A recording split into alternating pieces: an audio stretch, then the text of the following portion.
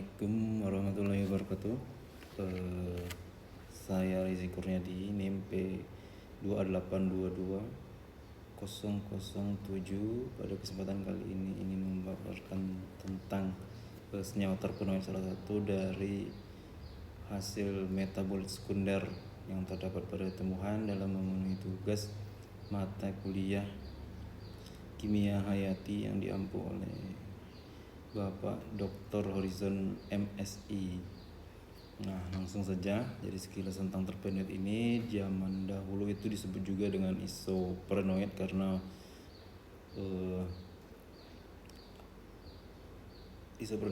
karena asalnya dari minyak terpentin yang digunakan untuk mengelusidasi dari struktur kimia terpenoid di tahun 1800-an. Jadi mengelusidasi ini adalah salah satu proses untuk menentukan struktur senyawa, dan minyak terpentin ini dipakai untuk mengelusidasi atau menentukan senyawa dari unsur senyawa terpenoid. Jadi istilah isoprena ini lebih deskriptif. Dari terpenoid menangkap jalur kimia terpenoid banyak dipengaruhi oleh isoprena. Kemudian kalau dilihat dari definisinya, berdasarkan sejarah, nama terpena ini diberikan kepada hidrokarbon yang ditemukan dalam minyak terpentin, bahan cair berwarna kuning muda hingga coklat yang diperoleh dari olahan getah pohon. Jadi senyawa terpena ini digunakan lebih luas untuk senyawa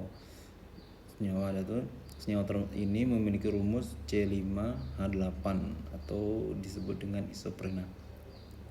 Kemudian untuk senyawa terpen ini, sedangkan terpen sendiri adalah mengandung seperti teroksigenisasi, terhidrogenisasi, atau mengalami berbagai reaksi lainnya. Jadi turunannya dari isoprena. Jadi ini rumus molekulnya ya. Ini kalau kita lihat, ini rumus umumnya. Kemudian terpena ini banyak terdapat pada hewan dan tumbuhan. Kalau di hewan itu hewan laut, tapi kandungannya lebih sedikit. Kebanyakan terdapat bebas dalam jaringan tanaman, beberapa terikat dengan glikosida, ester dari asam organik, dan protein. Kemudian beberapa terpenoid itu penyusun komponennya banyak terdapat pada minyak sirih. Tidak berlaku umum karena banyak juga senyawa non terpenoid. Aplikasi dari minyak asli itu sebagai bumbu alami, zat tambahan makanan, bisa juga dibuat untuk parfum, kemudian untuk aromaterapi. Kemudian yang menjadi alasan senyawa terpenoid ini menjadi menarik untuk diteliti adalah karena memang kelimpahannya yang paling banyak di antara senyawa metabolit sekunder lainnya, termasuk alkaloid. Terpenoid ini yang paling banyak. Nah, jadi ini adalah aturan isoprena yang ditampilkan oleh Otto Wallach ya, yang hidup pada tahun 1847, menyatakan bahwa struktur kerangka dari semua terpenoid ini dibangun oleh isoprena atau C5H8. Kalau kita bisa zoom, ini dia. Ini adalah headnya. Ini headnya. Kemudian ini adalah tail atau ekor. Ini adalah kepala. Nah, jadi isoprena itu sebenarnya nama trivial. Nama UPAC-nya itu adalah 2-metil 1,3 butadiena, termasuk golongan alkena di sini. Jadi ada dua kemungkinan bergabungnya isoprena ini, unit-unit isoprena ini. Yang pertama itu kepala dengan buntut. Kepala dengan buntut, kepala dengan ekor. Jadi kita tahu ini kepalanya, ya ini kepalanya. Ya betul, ini kepalanya. Ini kepala, ini kepalanya.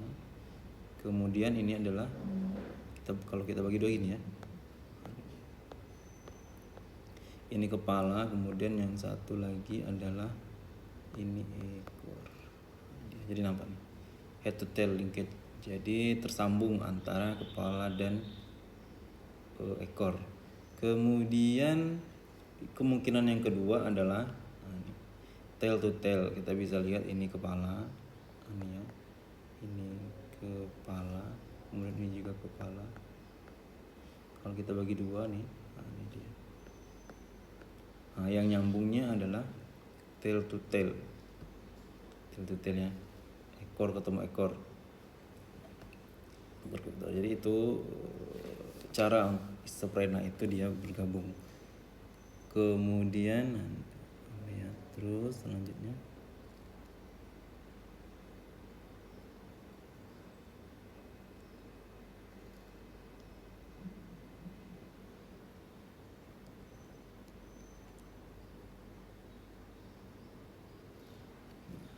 kita masuk ke biosintesis. Jadi cara sintesis tadi sudah jelaskan bahwa terpen atau terpenon ini diperoleh dari biasanya sendiri memang sudah ada tumbuhan. Cara biosintesisnya terpen diperoleh dari molekul isoprena, yaitu senyawa yang memang terdapat sebagai bahan alam. Senyawa tersebut bukanlah perazat in vivo. Senyawa yang sebenarnya terlibat ialah IPP, isopentenyl difosfat. Kalau kita lanjutkan slide-nya, ini dia isopentenyl difosfat itu nampak di sini. Ini dia, nampak di sini fosfat yang dicoret ini. Kita coba ulang. Ini fosfatnya di, karena ada kata di berarti dua. Di fosfat senyawa isopentenyl ini ya, senyawa isopentenyl senyawa isopentenyl pirofosfat terdapat di dalam sel hidup dan berkesinambungan dengan isomernya di metil alil pirofosfat DMAPP membentuk geranil pirofosfat GPP. Ini C-nya C10 yang mana senyawa antara merupakan kunci pembentukan monoterpena.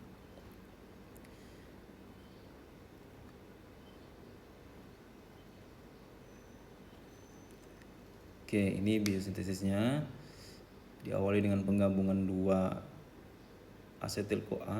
Jadi asetil-CoA ini lewat reaksi mekanismenya menjadi salah satu MOH ya, salah satunya MOH yang dekat dengan karbonil metil ya, metil OH-nya dekat dengan karbonil, yaitu masih memiliki hidrogen alfa. Ya, hidrogen alfa di sini nanti diserang oleh basa karena kita tahu sifatnya adalah asam. Karena sifatnya adalah asam, jadi dia akan diserang oleh basa. Kemudian menjadi CH2-. CH2-. Jadi kalau kita buat panah tuh gini ya. Kalau kita buat panah seperti itu menjadi CH2- atau karbanion. Kemudian nanti korbannya akan menyerang ke karbonil karena negatif menyerang ke positif. Ini kan partial positif. Nanti naik ke atas, modelnya turun lagi, kemudian melepaskan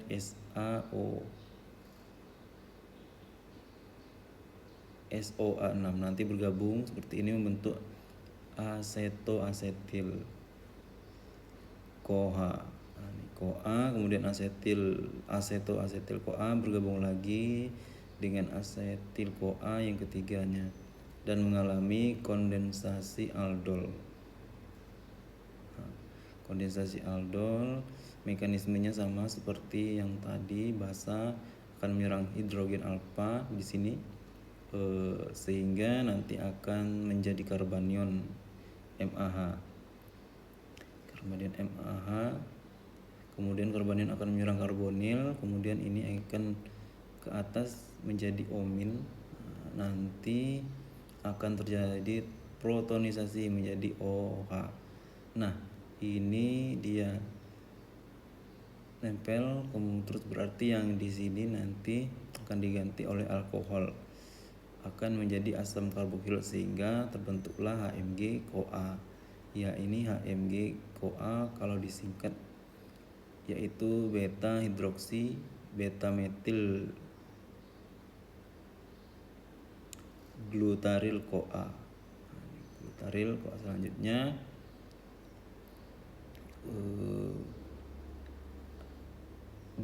ini kan hidroksimetil glutaril ini akan direduksi oleh NADPH dan enzim HMG-CoA reduktase menjadi asam mevaloat. Menjadi asam mevaloat. Ini dia asam mevaloat. Ininya ya, alkohol primernya jadi asam mevaloat.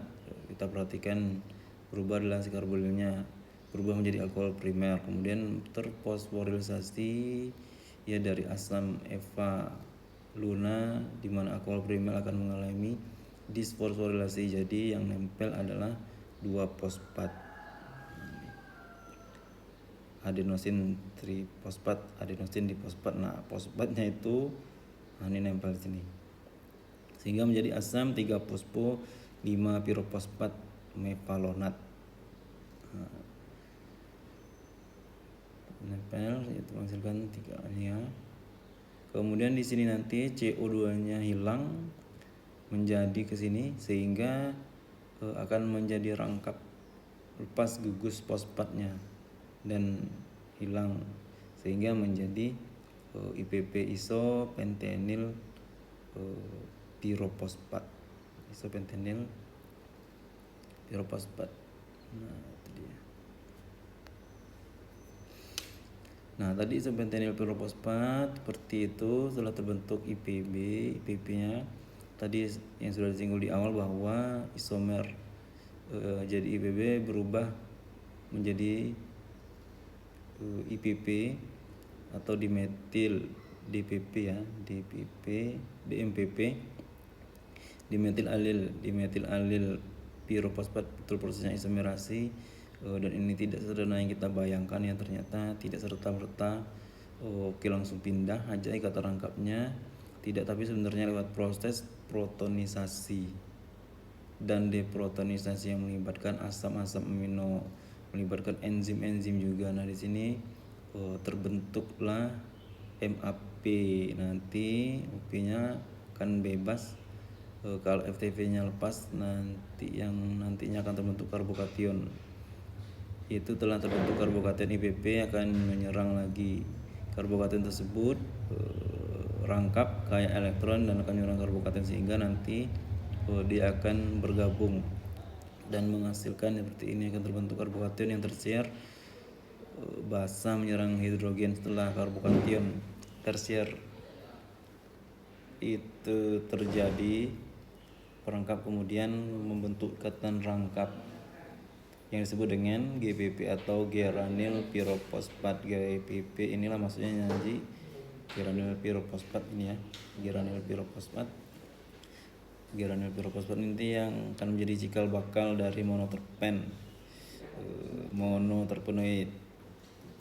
Kemudian terpen lain yang lebih kompleks atau lebih banyak jumlah karbon itu tinggal nanti dia apa kalau interaksi lagi dengan IPB lagi, misalnya ini GPP berinteraksi dengan ITB, nanti ditambah lagi C-nya 5 sehingga total 15, totalnya 15 karbon. Nah, itu namanya FPP nih.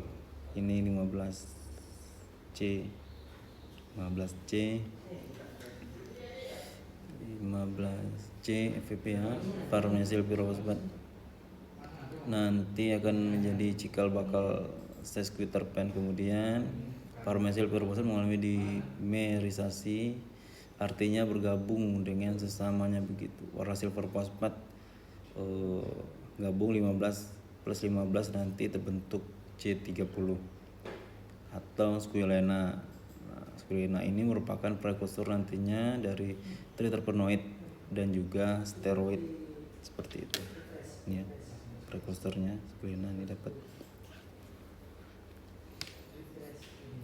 Nah, jadi terbentuknya IPB dengan PV itu ya, mengalami kondensasi menjadi GPP, geranil pirofosfat. Kemudian untuk monoterpen yang terbentuknya siklik yang jadi nanti GPP, yang sudah terbentuk nanti mengalami siklik ataupun penutupan cincin menikmati sehingga terbentuklah senyawa monosiklik yang monoterpen monosiklik yang monosiklik nih monosiklik.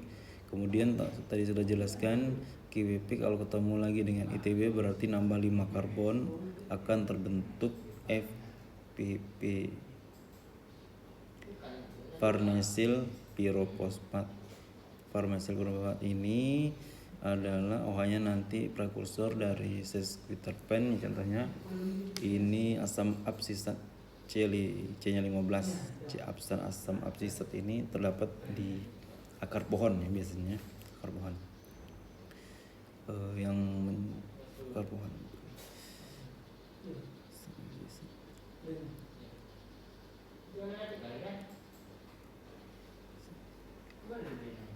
Jika mengalami demonstrasi farnesil. Oke, ini klasifikasinya. Jadi sesuai dengan klasifikasinya sedikit kita bahas. Ada berdasarkan nomor unit isoprenanya ini 1, 2, 3, 4, 6, 8 dan N. Taiga hemiterpen ini C5H8, contohnya adalah prenol dan asam isovalerik. Kemudian monoterpenoid itu 2, CH10, H16, granul limonen dan terpineol. Sesquiterpen itu sebenarnya ini ada 3, C15, H12, H24 itu contohnya adalah farnesol. Di terpenoid itu 4, C20, H32, Cambrena atau taxadiena. Prekursornya ada prekursotaxol. Ada terpenoid 6, C30, H48, 6 ya, 5 kali 6 30, 5 kali 8 C nya 40 N. Politerpenoid ini ada di karet alam. Coba kita akan melihat lebih detail lagi.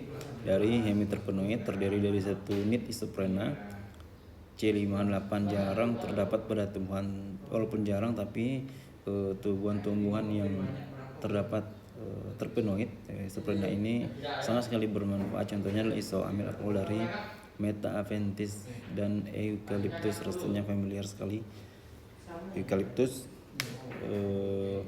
Ini contohnya Eucalyptus, ada gugus OH di sana. Kemudian ada isovalerat dari Valerina sp. Ini kalau kita buat ini adalah terpenoidnya. Kemudian ada gugus karbonil, karboksilat dan di situ eukaliptus. Kemudian ada kan di sini aldehid, ada ester berasal dari tumbuhan ester ya. Ada ester. Ini gugus ester. Ini gugus. Nah, ini gugus ester. Berasal dari cendana wangi teman ini. Kemudian monoterpenoid. Ester mana ya ini? Nah, ini kalau kita. Nah, ini isoprena. Nah, ini adalah gugus esternya.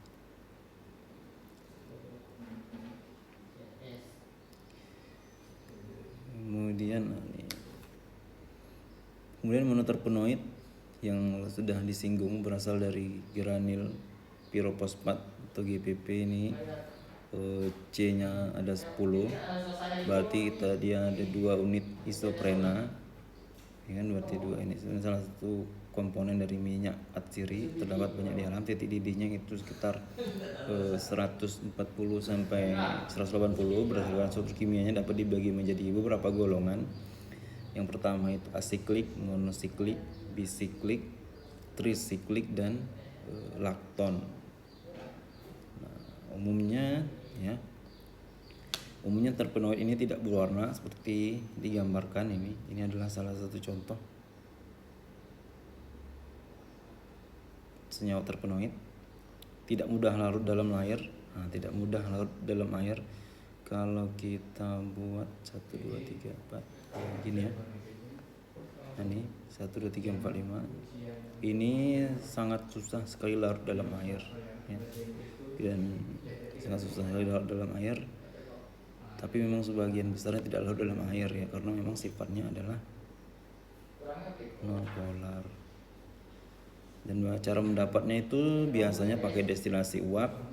Destilasi uap ya kan, karena pemisahan berdasarkan titik didih. Kemudian terpenoid ini, monoterpenoid ini adalah memiliki bau yang spesifik atau bau yang khas. Kemudian beberapa di antara juga memiliki sifat optis aktif. Kemudian tersebar luas dan tidak spesifik untuk satu kelompok tumbuhan. Jadi satu tumbuhan ini bisa saja terdapat lebih dari satu jenis senyawa terpenoid. Nah, itu dia. Jadi satu tumbuhan saja bisa dapat. Maksudnya memang misalnya kita buat apa tadi, cendana itu tidak hanya satu terpenoid saja gitu. Nah, tapi bisa lebih dari itu. Nah, kemudian ini adalah penyebarannya. Penyebarannya yang mengandung monoterpen fenotip adalah kayu manis. Di sini sudah banyak kena kayu manis, terdapat pada bagian kulit batangnya. Khasiatnya adalah karminatif, penambah rasa. Jadi contohnya adalah minyak astiri, ya, alpalinen, betapinen, limonen, dan seterusnya. Kemudian min itu di seluruh bagian tubuhnya ada, seluruh bagian batang, daun, kelopak, itu semuanya ada minyak. Karminatif juga, antiseptik, stimulan, menton, piperitol, linalol, hexanoflen,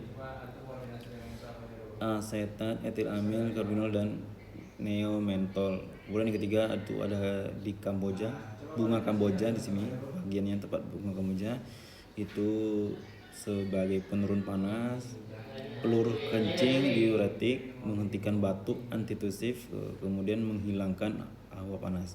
Geraniol, citronellol, fenil alkohol, kemudian